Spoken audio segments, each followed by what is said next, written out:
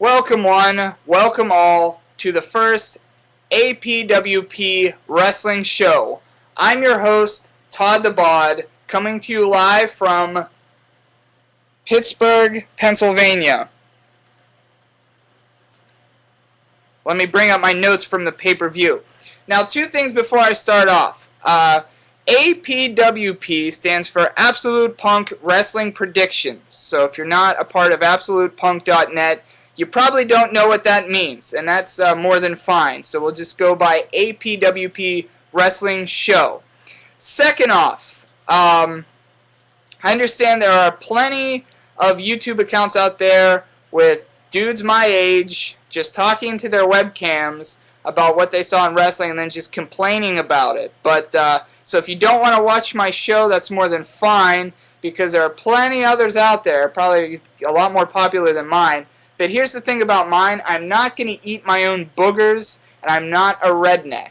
So there's a lot of difference between traditional wrestling fans and myself.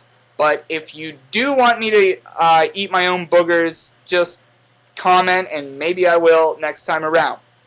But APW Wrestling Show will go over WWE pay-per-views, and then if it gets enough views, I'll even do TNA pay-per-views. But we'll see how that goes.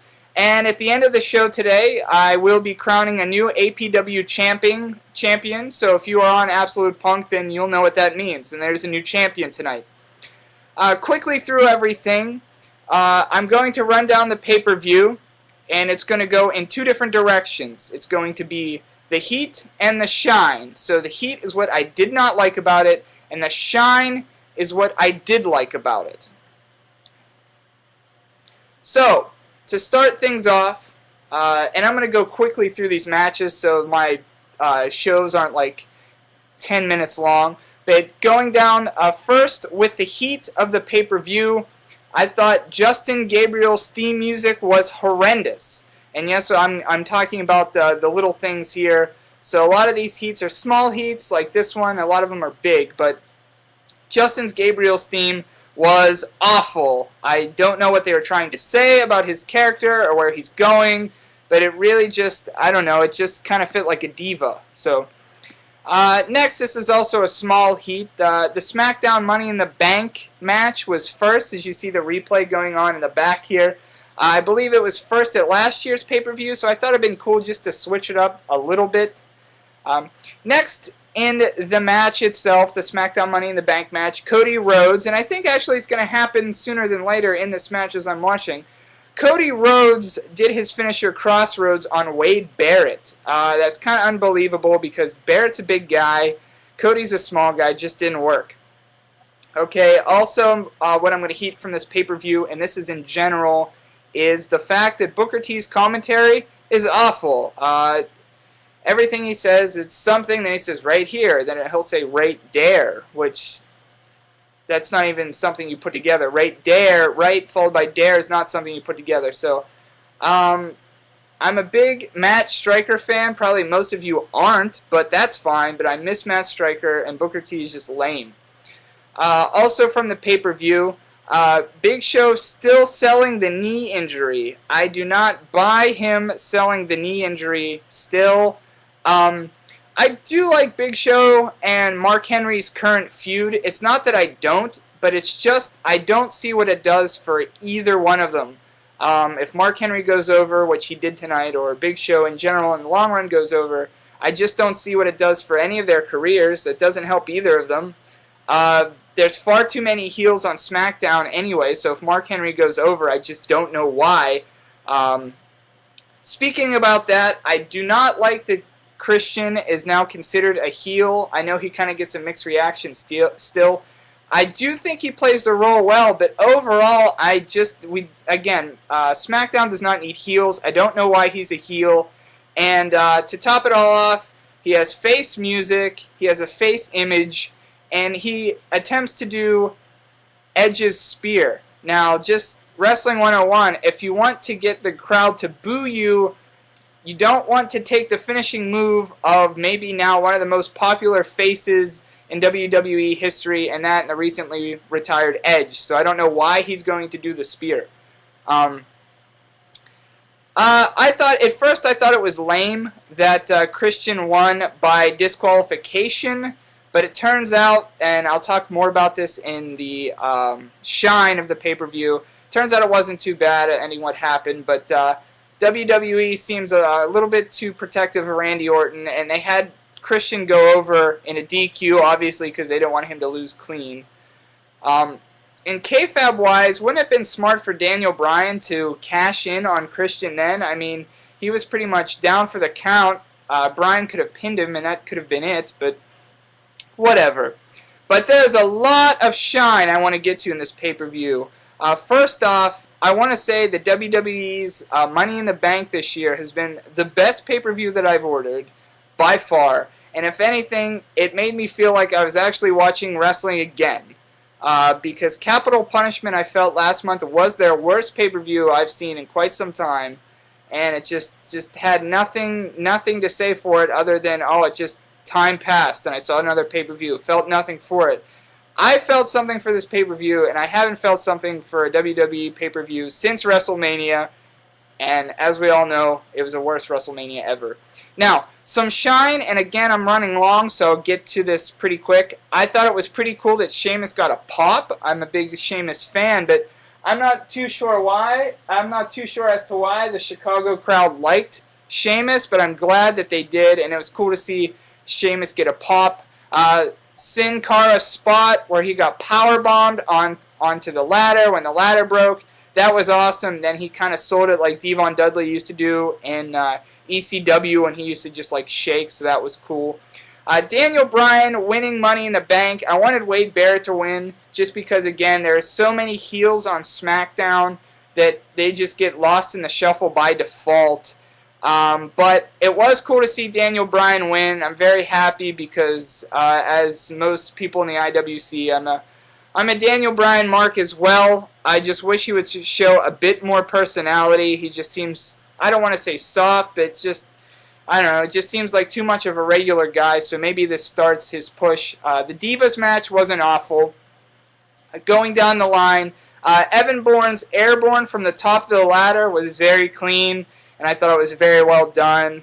You knew it was sort of going to be a spot fest with the Money in the Banks, but I'm real glad that Evan Bourne got the shine there. This is kind of a shine by accident. I thought Jack Swagger botching his ass off, literally by falling off the ladder and Kofi falling onto him.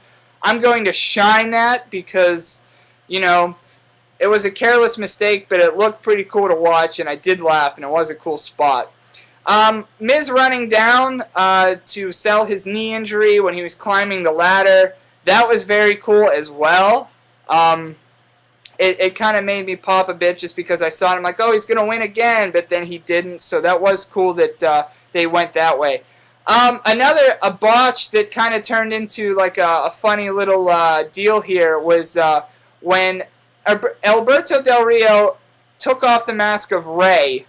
Rey kind of fell into him, and then the ladders fell, and Del Rio cut himself. And then I'm not much of a Del Rio fan because he's far too, I don't want to say far too old, but I mean, about time you're his age. If you're not main eventing by now, work on somebody younger, especially when Austin and The Rock and Michaels were being first pushed. They were very young. With Del Rio, they're pushing him now, and it's just like, how many years could he last in WWE? But anyway, I thought it was awesome that when they both fell off the ladder, he picked up Rey's mask and just got real mad and threw it.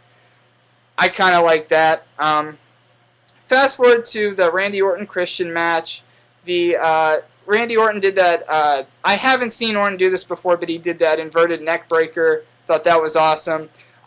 Post-match, when he went crazy and took out Christian, I thought that was pretty cool too, and how he kept coming back. And I had some friends over for the pay-per-view, and I knew when he RKO'd Christian, the table would not break, because I remember when he tried that with Sheamus and it didn't break. He went again and it didn't break, but they always say if the table doesn't break, it hurts more. So that was kind of cool that he kept attacking Christian. And then for our main event, CM Punk versus WWE Champion John Cena. I've never seen a more hot crowd in Chicago, especially for Punk's entrance. I just watched it, and for, you know, that 5-6 minutes, I actually felt like I was a part of the show. I was emotionally involved in a scripted product, and that's the idea that they should push more often. And when CM Punk came out, I was just like, that's really cool, and the crowd really dug him. And I marked down here that the Chicago crowd should be shined the whole match, and that's very true.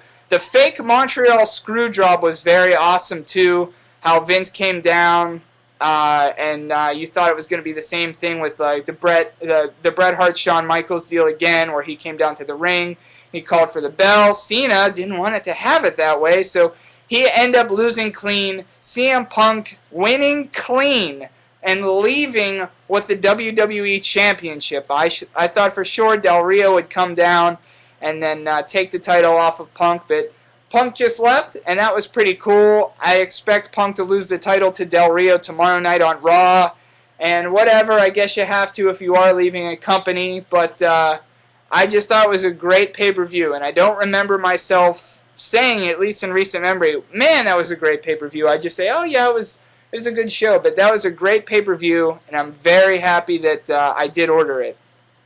Now, so out of 5 stars, I'm going to go ahead and give that, I don't want to give it 5 solid stars because there's no getting better, but in comparison to what WWE has been producing in the past, I'm going to go ahead and give that 4.6 out of 5.